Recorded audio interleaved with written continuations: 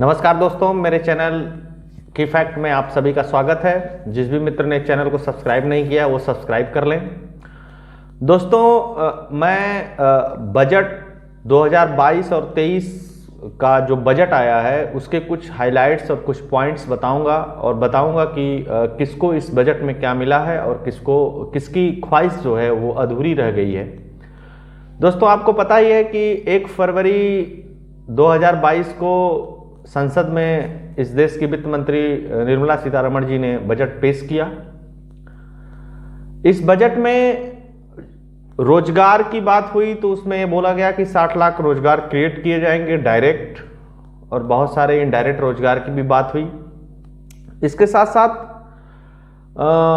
शिक्षा के क्षेत्र में बोला गया कि एक डिजिटल यूनिवर्सिटी बनाई जाएगी और एक डिजिटल कंटेंट हब बनाया जाएगा, और साथ के साथ जो अब तक 12 चैनल्स चलते थे एजुकेशन देने के टीवी के ऊपर, उस चैनल्स को बढ़ा करके 200 चैनल किया जाएगा।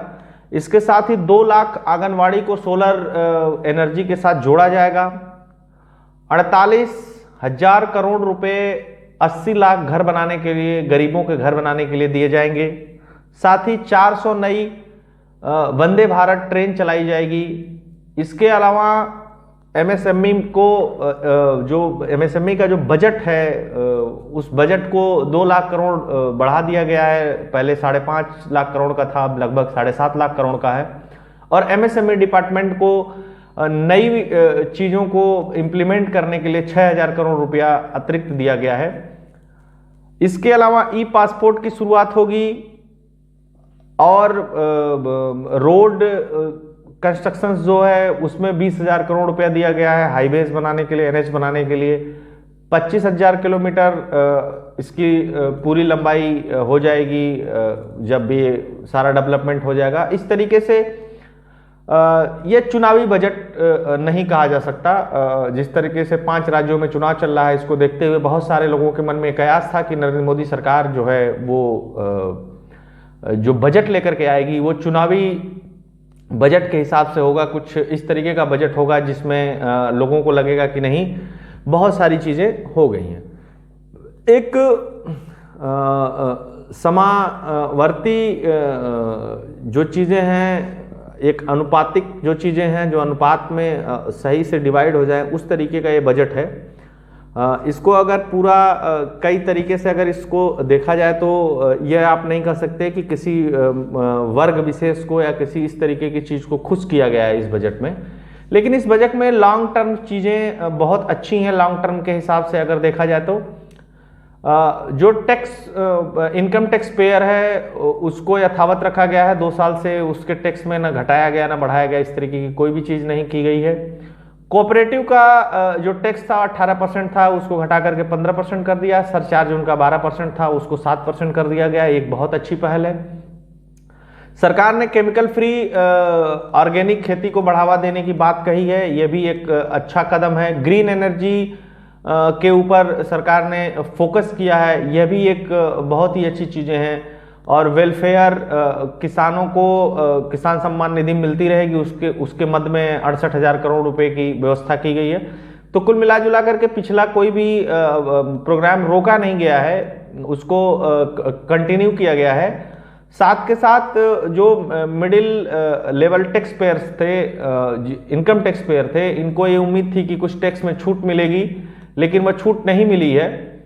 और लेकिन कोई टैक्स, अतिरिक्त टैक्स भी नहीं बढ़ाया गया है, कहीं कहीं टैक्स कम ही किया गया है। तो कुल मिला जुला करके इस बजट्स में जो पॉइंट्स हैं, जो इम्पोर्टेंट पॉइंट्स हैं, उसमें यह है कि एक तो इंपोर्ट ड्यूटी पे बहुत सारे कट्स लगे हैं, तो उसके वजह से बहुत सारी चीज़ें सस्ती हो जाएंगी।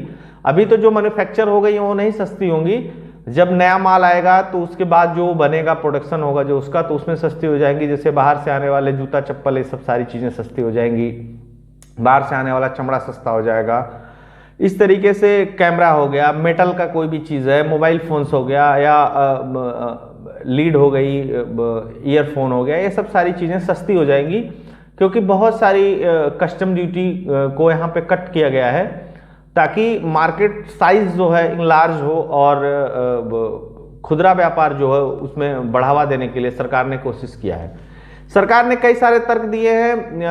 कोरोना को मद्देनजर रखते हुए, टैक्स कलेक्शंस को मद्देनजर रखते हुए चीज़ें, बहुत सारा वेलफेयर में सरकार को खर्च करना पड़ा है, तो इसलिए सरकार ने मिडिल लेवल को इस बार भी कुछ नहीं दिया है। मिडिल लेवल निश्चित तौर पे इससे थोड़ा नाराज होगा।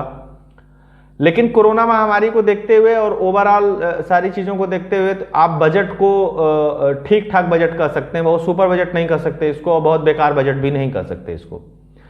इस बजट में कई सारी चीज़ें, जैसे वेलफेयर स्कीम्स में जैसे घर बनाना हो या रोड कंस्ट्रक्शन हो, उस सब चीज़ में कटौती नहीं किए गए, उन सब का फंड बढ़ाया गया है कुछ ना कुछ।